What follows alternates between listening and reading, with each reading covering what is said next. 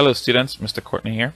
In this video I'm going to be talking about measurements and calculations, and most specifically we're going to look at the metric system, then we're going to look at some units of the metric system and look at temperature conversion and also density. So these are our objectives. We can identify the metric units, explain why metric units are easy to use, identify the SI base units. We're going to define derived SI units, identify temperature units that we use in science, define density, and we're going to solve some problems using the density equation. So we start with the metric system. The metric system is a set of units or standards that's used in science. The unit is part of a measurement that tells us what scale or standard is being used. So when we write a value, when we write a measurement, we must put the quantity, which is the number, and then we have to put the unit so we can know which standard we're talking about. For example, if you were told that the temperature is 30, is it 30 degrees Fahrenheit? Is it 30 degrees Celsius? Or is it 30 degrees Kelvin?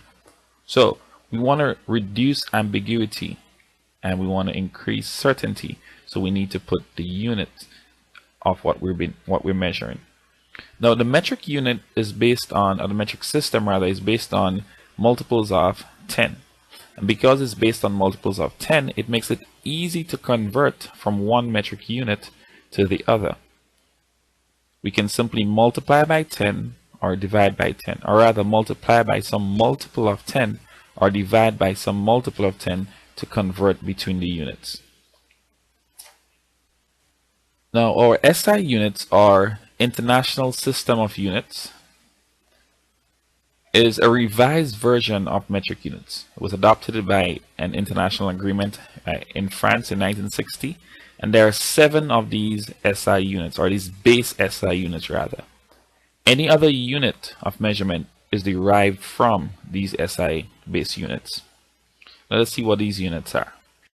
So these are our 7 SI base units. So we have the length in meter, mass in kilogram, temperature in Kelvin, so we do not use Fahrenheit as a standard for temperature. Time is in second.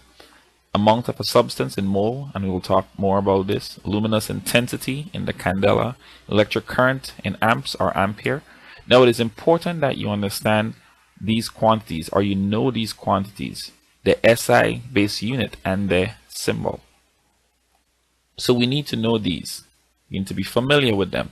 You need to know the SI base unit they represent and the symbols that represent them. Now, prefixes. We use prefixes to change the size of the units. So prefixes are added to the name of the SI base unit to represent quantities that are larger or smaller than the base units. So here we see we have mega. The prefix mega, uppercase M, is a factor of 10 to the 6. That means if you put the prefix mega in front of one of your base quantities, it means that it is 10 to the 6 times larger than your base quantity. If you use micro as your prefix, then that means it is 10 to the 6 times smaller than your base unit. Okay, so if remember, if it has a negative exponent, if it has a negative exponent, that means you have to divide by 10 that number of times. If it has a positive exponent, you have to multiply by 10 that number of times. You also need to know these prefixes, their symbols, and the factors. Let's look at the metric unit of length. And we put in here with, and I've put in here with certain prefixes attached to the base unit. So the base unit for length is the meter, right here. So the base unit is the meter, which is assigned 1 meter. Now, if we have a kilometer, so that means 1 kilometer is equal to 10 to the 3 meters. So that means we have 1,000 meters in 1 kilometer. Now, you're not expected to remember all these. What you're expected to remember or to know would be your prefixes and the relationship that these prefixes have, or rather the factors that these prefixes represent. So if you see these prefixes and their symbols anywhere, you know exactly what it means. So a centimeter, here we are, sorry. This is a centimeter. 10 to the 2 centimeters make 1 meter. That means you have 100 centimeters in 1 meter, or 1 centimeter is 0.001 meter. Okay, so we just need to be, again, we need to be familiar with the prefixes and their factors and what they represent. If we put the prefixes in front of a SI unit or a quantity, we need to be able to determine what it means.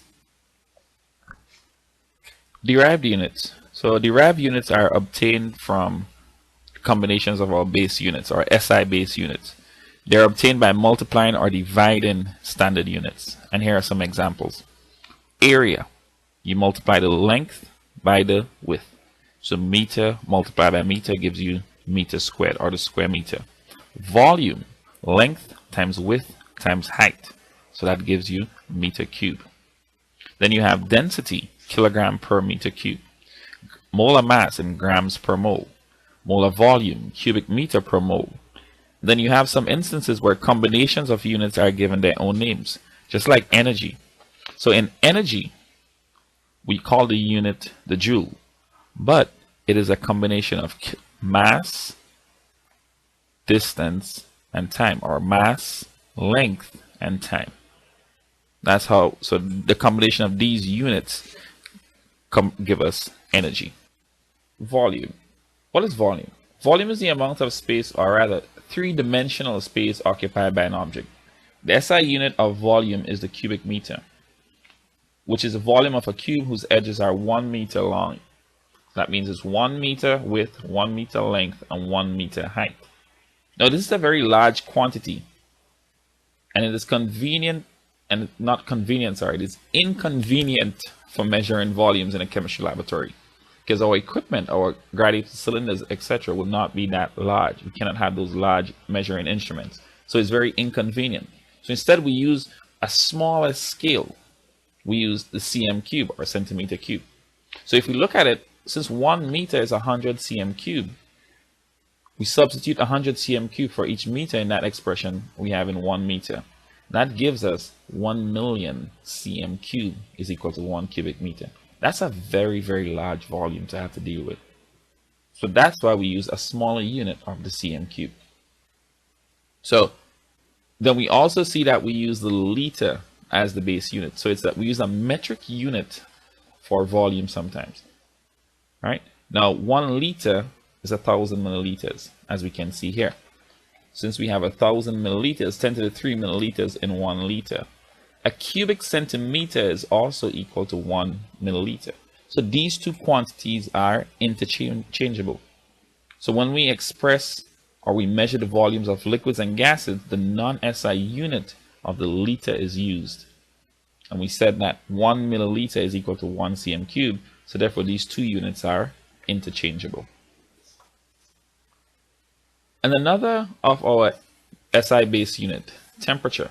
Temperature, when you think of temperature, you think of how hot or cold an object is. But really, temperature is a measure of the average kinetic energy of the particles in a substance.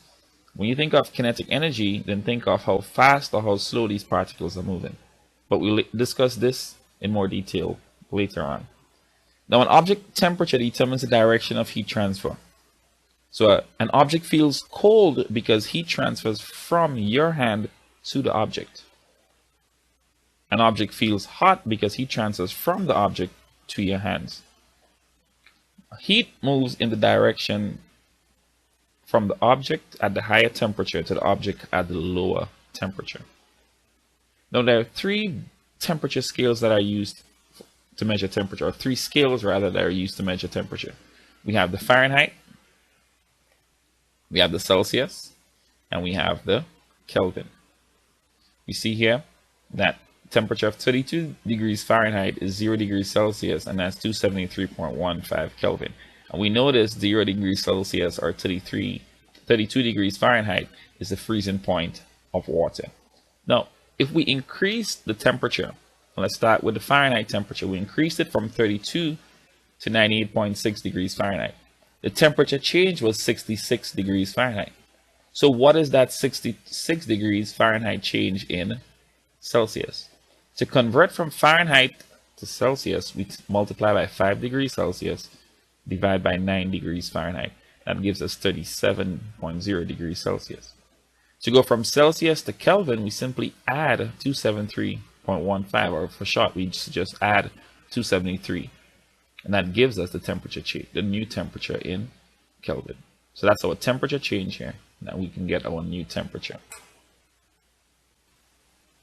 Because a 1 degree change on the Celsius scale is equal to 1 Kelvin on the Kelvin scale, converting from one temperature in from Celsius to Kelvin is pretty simple. All we need to do is add or subtract 273. Now, the 0 points are different, but the temperature scale or the temperature unit is the same size. So again, a 1 degrees change in Celsius is also a 1 Kelvin change. So as we see here, we went from 0 degrees Celsius to 70 degrees Celsius, which is 273 Kelvin to 343 Kelvin. The difference in temperature is also 70. So they have the same temperature unit. Now the point where we have 0 Kelvin is negative 273 Celsius, and that is called absolute zero. And at that point, all the motion of the particles have stopped.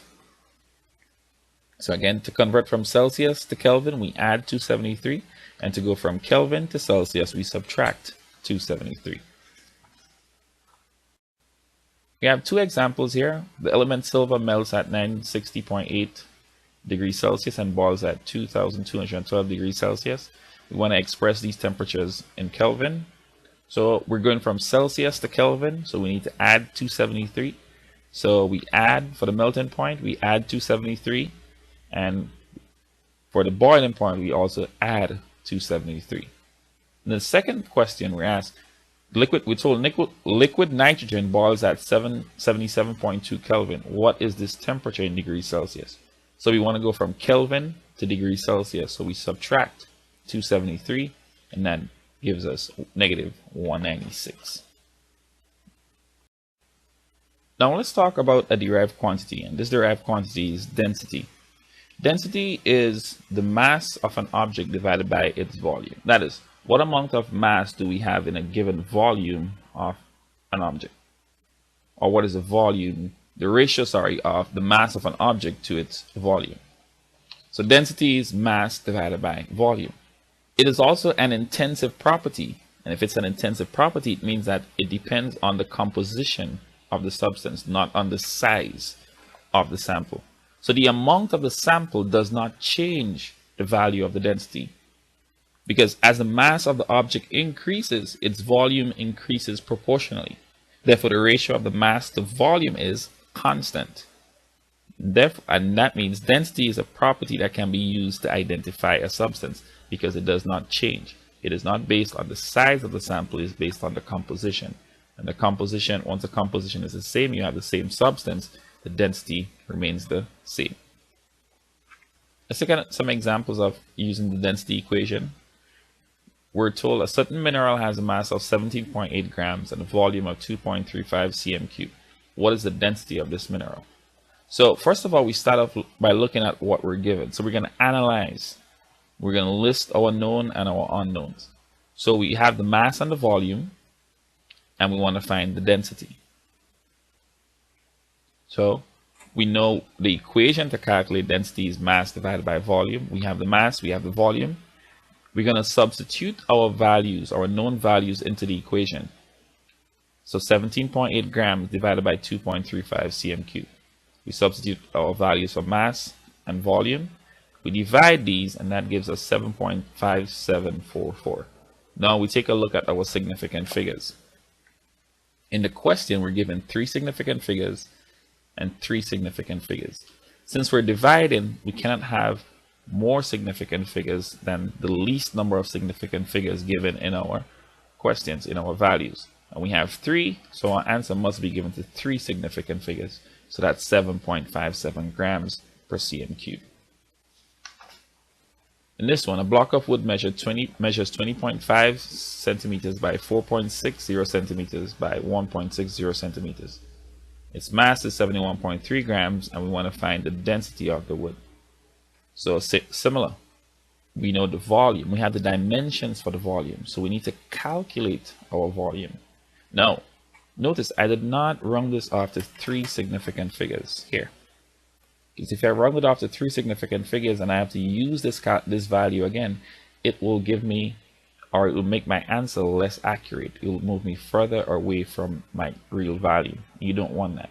So if you have to calculate a value to use later on, then go at least 1 or 2 more significant figures than needed. In this case, I went 2. And when you get to your final answer, that's when you're going to round off. So we know the volume, we know the mass, we want to find the density. D is equal to m over v. We substitute the known values, then we divide, and here again we need 3 significant figures, so that would be 0.473 grams per cm cube.